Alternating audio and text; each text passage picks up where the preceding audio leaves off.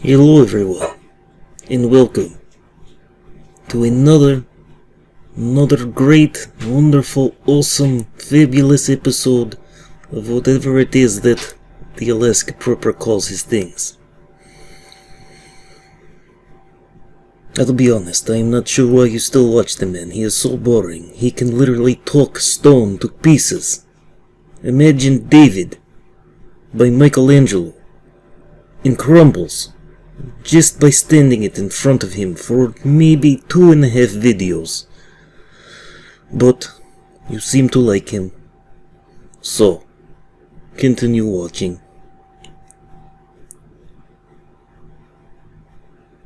I think that is how you do it. Yes, that does. Ladies and gentlemen of my Patreon and Ladies and Gentlemen's Club, I remember stating on our last live stream that we were not going to have a live stream on Tuesday, yesterday, and that instead we were going to have it this coming Friday. So for those of you that didn't get that memo, I apologize, but this coming Friday we will have our Ladies and Gentlemen's Club / Patreon live stream, all right? And it's going to be at the same time, 5 p.m. Alaska time, 9 p.m. Eastern time. And then of course we'll have our live stream later on today, Wednesday at 3 p.m. Alaska time, 7 p.m. Eastern time. So hope to see you there. Hello YouTubers, Alaska Prepper here. I came across this article and I wanted to go over it with you all because it says a lot of what I've been saying for the last year or so, maybe more than a year or so. So I wanted to go over this so that you can get an understanding of where we're headed, and also so that you can understand that we are not going into a reset. We are already in the reset. We are already experiencing the reset. We just entered a grand solar minimum. Edward Maunder noted that the reduced number of sunspots correlated with cooler temperatures and higher food prices. The Maunder minimum was named after him. Wheat prices rose 400% in some years in the Maunder minimum, which lasted between 1645 and 1715. The Big Freeze was caused by 3 volcanic eruptions in Europe, which sent so much ash into the atmosphere that it blocked sufficient sunlight to cause a famine. Chinese famines in the past have caused rebellions and the end of dynasties. That's what I was talking about here a few videos back. David Dubine from Adapt 2030 has documented the historical relationship between the Grand Solar Minimum and the collapse of governments in China. They already have a food shortage caused by the armyworm, swine flu, and bird flu. And now the weather is going bad worldwide due to the new Eddy Grand Solar Minimum. And that plague of locusts from Africa are already in 2 Chinese provinces waiting for warmer weather and the appearance of vegetation to devour. So those locusts that I was talking about here, I don't know, roughly a year ago or so, they've come and gone. We haven't heard about them much. But they're still around, ladies and gentlemen. They're just in hibernation, waiting for warmer and wetter weather to come around so that they can re-emerge and start to cause havoc again on the fields of crops that are planted. It goes on to say, John Kenneth did point out that the most significant economic fact is that we are accumulating unprecedented amounts of unpayable debts. As I said elsewhere, a depression is a period in time when unpayable debts are canceled en masse, meaning that money is destroyed, ladies and gentlemen. Whenever someone files for bankruptcy and that bankruptcy goes through, those monies that they owed is literally destroyed. It's just taken out of circulation and it doesn't exist anymore. And a good reason for that is because it never really existed. The only way that money that you borrow exists is after you pay it back by earning it with your labor. When you cancel a debt in bankruptcy court or in foreclosure, you reduce checking account currency in circulation. In the Great Depression, the U.S. money supply contracted by 31%, and 3 million Americans starved to death. So like I stated before, the Great Depression was a deflationary depression, where there wasn't enough money to go around, and therefore the prices of things actually went down, but people just didn't have the money to purchase those things, even though the prices had gone down dramatically. But this time around, world central banks are emulating the German hyperinflation of 1923. They are buying $1.4 trillion a month in assets. This is a subsidy to billionaires as it covers their losses.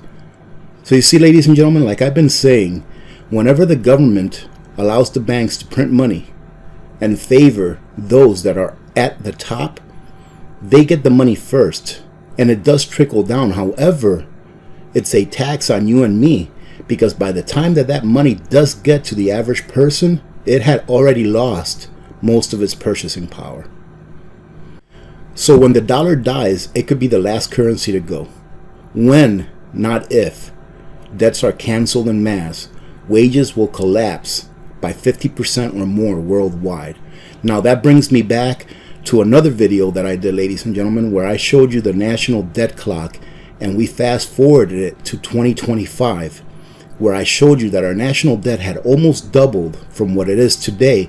However, the tax payments to the government had only gone up by a fraction, indicating that either less people are working or less salaries are being paid.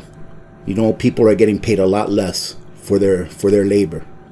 And he goes on to say that in the US there's over 350 million boomsticks, and that the average person will not go along with the narrative except for those that are feeding off of the government's teat in order to get what they need to survive. He goes on to say that the lockdowns are designed to destroy the middle class. Only masters and slaves are allowed in the brave new world. Like I've been saying, ladies and gentlemen, they are trying to destroy the middle class, and they're doing a good job at it. And when he says here only masters and slaves are allowed in the brave new world, it's that two-tier system, that two-class system that I've been talking about for over a year now. That they want the haves and the have-nots. And he goes on to say that this is never going to happen. People have already figured out that they are being lied to. We are entering into the age of awakening, ladies and gentlemen. Some other predictions were that the poverty will force more women into the workforce and might also give us stronger families. Maybe, but not as these economists think. Women and men will need a spouse and a network of family and friends to arm themselves and to protect the group against marauding millions from big cities and thugs from government agencies. Both will go hungry for food. Best to keep a low profile. Best not to live alone or in a foreign country. And what he's saying here, ladies and gentlemen, is that after this reset has been done, that we are going to have to stick together. The one person taking care of an entire family, pretty much the one head of household family, is going to have to re-emerge as a nuclear family once again. And the once lone family in a block, where you live in a block of families that no one knows each other, is going to have to re-emerge itself again as community, where people will have to stick together, not only to fight off people that are trying to get resources from resource poor areas, but also to fight off the government thugs that will more than likely be coming after the things of those that have, learned to prepare over the years. I'm going to be talking about that this coming Sunday, where the government can pretty much take everything, and what can we do in order to protect ourselves against the laws and regulations that governments have passed in order to allow themselves to, quote, legally, unquote, come after your stuff. And when I say legally, ladies and gentlemen, you also have to remember that the word legal does not mean lawful. The word legal means that someone, by edict or by fiat, decided that something should be, whereas that is not lawful, either in accordance with the Constitution or with natural law. He goes on to talk about the Grand Solar Minimum. The Maunder Minimum was named after Edward Maunder, who noticed that fewer sunspots meant cooler weather and higher food prices. The sun is, amongst other things, a giant magnet. It protects us from cosmic rays. which are nuclear particles that come from distant stars. For the next few decades, we will have more cosmic rays striking the Earth and energizing volcanic magma chambers and earthquake fault zones.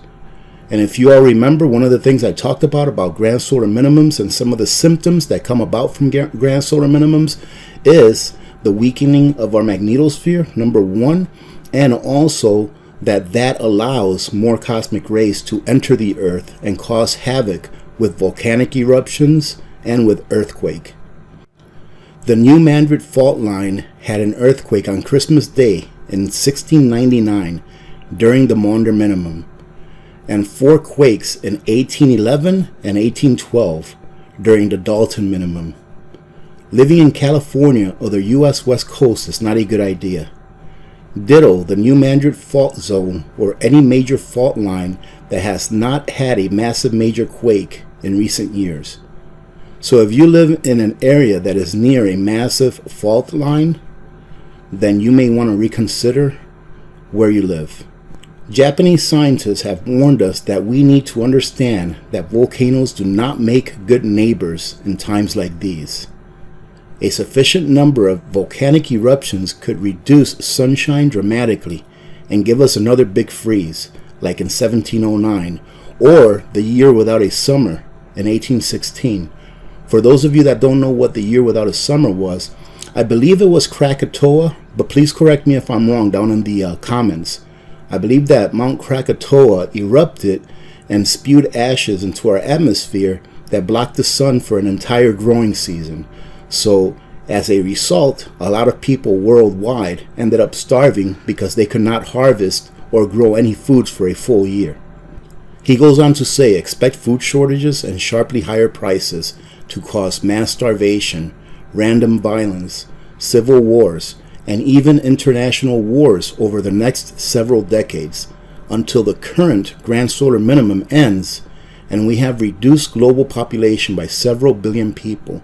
Wow, ladies and gentlemen, so he's expecting that the population in the Earth, due to the grand solar minimum that we are headed into, will reduce by several billion people. Isn't that something? Maybe that's why some of these elites, as you've probably read, are trying to spray things in the atmosphere to block the sun now. Think about it. You know, they know what's going on, ladies and gentlemen. They're not stupid. However, we can induce global cooling. Mankind can induce global cooling by doing some of the things that they're proposing, like spraying all of these chemicals and agents into the atmosphere in order to reduce the radiancy of the sun coming into the Earth. We have come to the end of this age, but we have come to the end of ages several times over the past 75,000 years. Like I say, ladies and gentlemen, whenever there is a crisis, there is always a starting point and an ending point to a crisis. So what do we prepare for? We prepare in order to be able to get through that crisis and get to the other side of it intact. And hopefully we will be able to thrive on the other side after we make it through the bad part. Previous end of age events have been recorded, but they are always followed by a rebirth and a golden age, though with a greatly reduced population. The time to educate the public is now, ladies and gentlemen. It's time to find a destination and a tribe, community. Time to learn how to grow food and learn how to put it away. But don't count on things remaining in this protective bubble past 2021. What will you do in order to protect yourselves when we come out of this reset on the other side? And in order to protect yourselves against the calamities that are coming in our future. This next generation will be very difficult. However, what I fear most is that the generations ahead will be more so, and those are the ones that will affect our children. So don't only prepare for yourselves, prepare for your children so that your children can learn how to prepare for their children. Having said that, I hope you have a good day. Thank you very much for joining in today. Have a great day, and remember to be good to each other. When good people do good things happen. Remember to reach one, teach one, and repeat. If we all did this, the world would be a better place, and you know that it will be a better place. Many blessings to all of you and your families. This is Alaska Prepper. I am out.